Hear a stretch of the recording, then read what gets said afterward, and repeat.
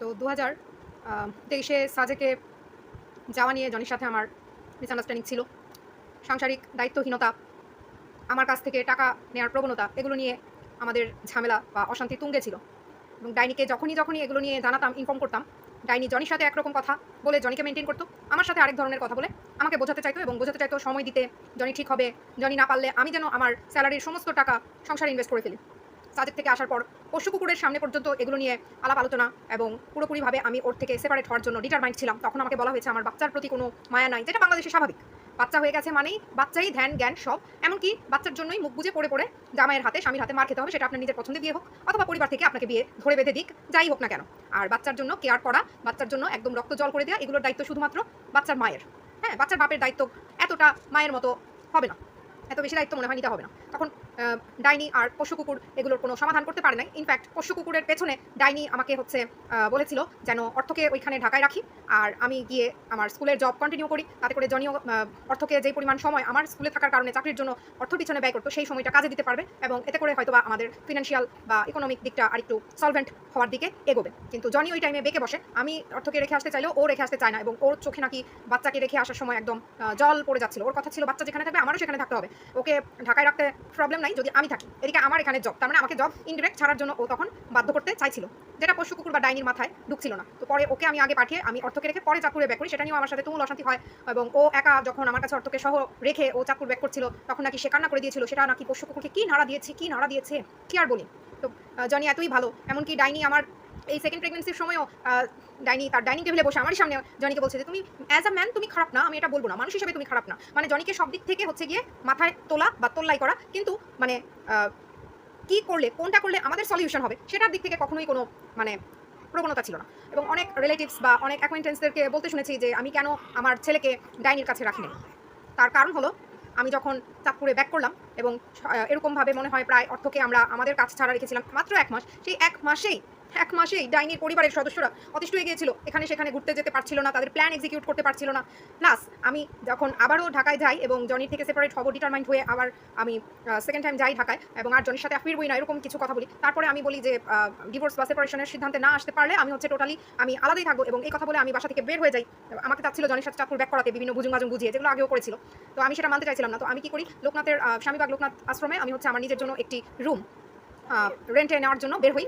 আর আমি তখন চাইছিলাম আমার আরেক একজন পরিচিত আছেন, আমারই আগের জব সেকশনের একজন, আমার রেসপেক্টেড একজন, যার মাধ্যমে আমি চাচ্ছিলাম যে এমনও যদি হয় যে আমাকে এর সাথেই থাকতে হবে, এর অত্যাচার সহ্য করি, কারণ আমার সাথে থাক করে জনি কী করে সেটা তো আর কারোর সামনে করতো না, আবার মানুষের কাছে সেগুলো স্বীকারও করতো না। তো আমি চাইছিলাম যে দরকার হয় ওর থেকে ছাড়ার জন্য, এবং এক্ষেত্রে আমি যদি আমার পাশে কাউকে না পাই, আমাকে যে হেল্প করতে পারবে সেক্ষেত্রে আমি মানে এমন কিছু করবো, এমন কোনো অ্যাকশনে যাবো। ইনফ্যাক্ট ডাইনিও সেটা জানতো যে আমি এমন একটা অ্যাকশন নেওয়ার জন্য প্রস্তুত ছিলাম এবং তার জন্য ঘর থেকে বের হয়েছি। আর আমি বের হওয়ার পরই নাকি অর্থকে জনির কাছে দিয়ে পোষ্য কুকুর আর ডাইনি বলে এই বাসা ছেড়ে চলে যেতে, যেহেতু আমি নাই, আমার অনুপস্থিতিতে নাকি অর্থ তাদের কাছে কোনো মানেই রাখে না। এবং আমি বের হওয়ার প্রায় সাথে সাথেই অর্থকে জনির সাথে ছেড়ে দেয়, তাদের কাছে রাখবে না, দায়িত্ব নিবে না। এবং জনি যখন অর্থকে নিয়ে সদরঘাট পৌঁছেছে, লঞ্চ ছেড়েও দিয়েছে, ঠিক ওই মুহূর্তে ওই সময় ডাইনি ফোন দিয়ে আমাকে বলছে যে জনি নাকি জোর করছে অর্থকে নিয়ে চলে যাবে, যেহেতু আমি নাই, ওর সাথে থাকতেই চাই না, অর্থকে ওদের কাছে নাকি দিতে চায় না, অর্থকে সে রেডি করিয়ে জনির সাথে দিবে কিনা। তখন আমি বললাম জনি নিতে চাইলেই কি হবে, আমি জনিকে ফোন দিচ্ছি। আমি যখন ফোন দিই তখন আমি জানতে পারি যে অলরেডি অর্থসহ জনি যেই লঞ্চে উঠেছে সেই লঞ্চ ছেড়ে দিয়েছে।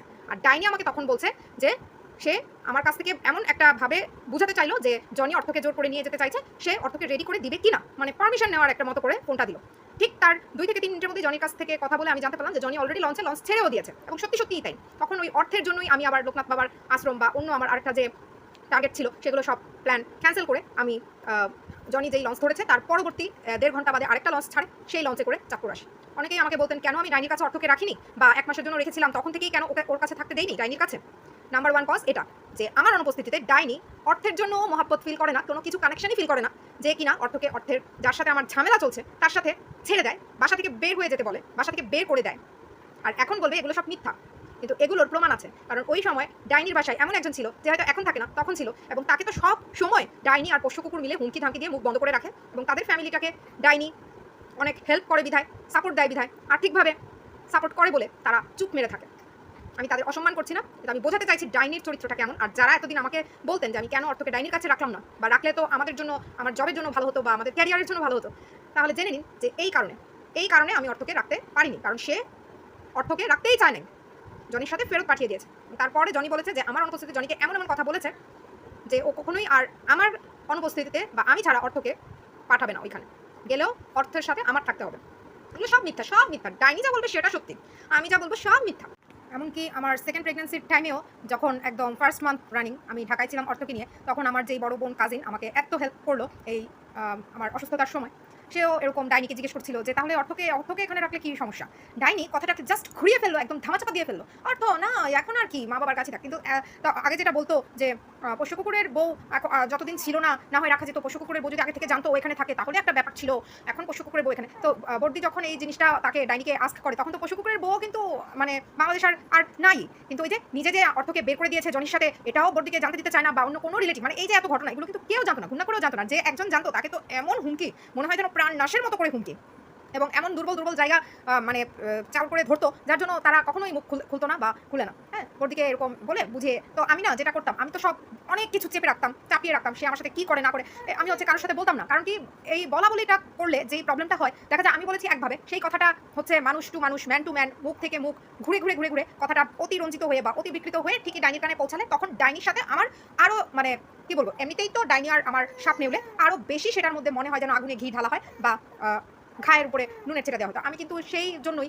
একদম একটা সময় পুরোপুরি সবার কাছ থেকে ডিটাচ হয়ে গিয়েছিলাম। কেউ ফোন দিলেও ধরতাম না, কারোর সাথে যোগাযোগও করতাম না, শুধু একটাই কারণে যে কেউ যেন ডাইনির কাছে আমাকে ফলস অ্যাকুইজিশনে না ফেলতে পারে যে তুই তো তোমার সম্পর্কে এটা বলেছো। কারণ এর আগে একবার এরকম হয়েছে, একজন এরকম করেছে, সুযোগ নিয়েছে যে আমি নাকি বলেছি এরকম সেরকম, এই বাসায় থাকি সেই বাসায় থাকি, অথচ তখন আমি কম্পিউটার শিখতে গিয়েছিলাম এবং বাসা নিয়ে এই ধরনের কোনো কথাই তখন উঠে নাই। কথা হচ্ছিল মেডিকেল বিষয়ে, ওই ধরনের ওই রাগারাগি বা ওইটা, যেটা কিনা ডাইনি সবসময় ওই টাইম থেকে শুরু করে দাবি করে এসেছে যে সব ভুলে গেছে। বাসা নিয়ে কার বাসায় থাকে বা কি আসলে বিষয় নিয়ে কোনো কথাই হয় না, কিন্তু যে বলছে ডাইনি তাকে বিশ্বাস করতেছে, কারণ সে তার ব্লাড। আমি ব্লাড না, আমি মিথ্যা বলি, আমি সব মিথ্যা বলি। কি রে ডাইনি, তোর মতোই তো হয়েছে। দুটি মিথ্যা বলে কি বলে না সেটা ইউনিভার্স জানে, আর তুই কয়টা সত্যি বলিস সেটাও সবাই তো জানি, মহাবিশ্বও জানে। আর পরবর্তীতে ওই 1 মাস অর্থকে রেখেই বুঝে গিয়েছিল যে অর্থ কি, অর্থকে রাখাটা কতটা সুখময়, কতটা আনন্দের। বুঝে গিয়েছিল যে তার দ্বারা এই কাজ সম্ভব না। হ্যাঁ, সবাই কি আর বড় মাসি হয়? সবাই কি বড় মাসির মতো হয়? হ্যাঁ, তার ভাষ্যমতে সবাই কি আর বুদ্ধিহীন হয়? মাসি বুদ্ধিহীন দেখেই না এত কিছু করতে পারে, এত কিছু সহ্য করতে পারে, এত ধৈর্য, এমনকি এতটা স্ট্যামিনা। তোর মতো না ডাইনি, তোর মতো একটা অথর্ব না। শুধু টাকা কামাই করতে পারিস আর এটা পারিস, দ্যাটস অল, আর কিছু না। তোর থেকে কারোর কোনো এক্সপেকটেশনও নাই। তোর কাছে অর্থকে রাখলে অর্থর যে কি দশা হতো তার প্রমাণ তো আমি নিজের চোখেই দেখেছি। রাখতে যে হয়নি সেটাও ভগবানেরই লীলা। তারপরও যখন আরও প্রবলেম ক্রিয়েট হচ্ছে সময়ের সাথে সাথে, এবং অর্থকে নিয়ে কাজে আমাদের ঝামেলা হচ্ছে, কাজে লোক পাওয়া যাচ্ছে না, বা আমাদের পক্ষে ম্যানেজ করা পসিবল হচ্ছে না, বা আমরা অ্যাভেল করতে পারছি না, তখন সে বলল কি যে আগে যখন রাখতে চেয়েছি তখন রাখিনি, এখন তো পোষ্য কুকুরের বউ এখানে চলে আসছে ইন্টার্নশিপ শেষে, পোষ্য কুকুরের বউ কি বলবে? আগে হলে তো পোষ্য কুকুরের বউ জানতো যে অর্থ এখানেই থাকে, এখন রাখা যাবে না। কিন্তু মোদ্দা কথা, তুই কখনো রাখতে চাসনি বলেই তো আমি বের হওয়ার সঙ্গে সঙ্গে জনির কোলে দিয়ে ওকে বাসা থেকে বের করে দিয়েছিলি। ধরাকে সরা জ্ঞান করছিস না? কর, কত তুই বাড়তে পারিস বাড়। আর ডাইনির এলাকার মানুষজন সবাই এক না, সবাই নিজের গায়ে মেখে নেবেন না। ডাইনির এলাকার ডাইনি সহ আরও অনেক এরকম আমি মানুষ দেখেছি, ডাইনির নিজের রিলেটেড অথবা রিলেটেড ছাড়াও, সবাই এক না। আবার বলে নিচ্ছি, কেউ পার্সোনালি এটা নেবেন না কথাটা। তারা না মানে মুখে এক মনে আরেক হলেও সিচুয়েশন বিশেষে টপ করে খুব সুন্দর করে একটা চোখের পানি নিয়ে এসে অভিনয় করতে জানে। যে অভিনয়টা করেছিল অর্থকে যখন জনির কাছে দিয়ে বের করে দেওয়া হয়, অভিনয়টা করেছিল হলো পোষ্য কুকুরের বউ। আমার ছেলের জন্য তাদের কোনো প্ল্যান হয় না, বাইরে যেতে পারে না, ঘোরাঘুরি করতে পারে না, নতুন কাপল এটা পারছে না সেটা পারছে না। কিন্তু যখন জনি আমার ছেলেকে নিয়ে বের হয়ে চলে আসছিল, সে নাকি একদম কেঁদে একদম মানে কান্না করে একদম কি বলবো, বুক ফাটিয়ে ফেলেছে, চোখ মুখ লাল করে ফেলেছে। আরে এই সমস্ত কান্নাকে কি বলে জনি মনে হয় জানে না, তাই জনি ভেবেছে সত্যি কান্না করছে। কিন্তু জনি এটা জানে না যে ওর ছেলেকে ওইখানে জাস্ট 1 মাস রাখাতেই তারা কতটা বিরক্ত ফিল করেছে বা বিরক্তি প্রকাশ করেছে। বললাম ওই যে ডাইনির এলাকার লোকজনের এটা একটা গুণ আছে, ব্র্যাকেটে বলে নিচ্ছি, সবাইকে এটি বলা হচ্ছে না, সবার উদ্দেশ্যে এটি না। যারা ডাইনির মতো তারা, সবাই তো ডাইনির মতো না।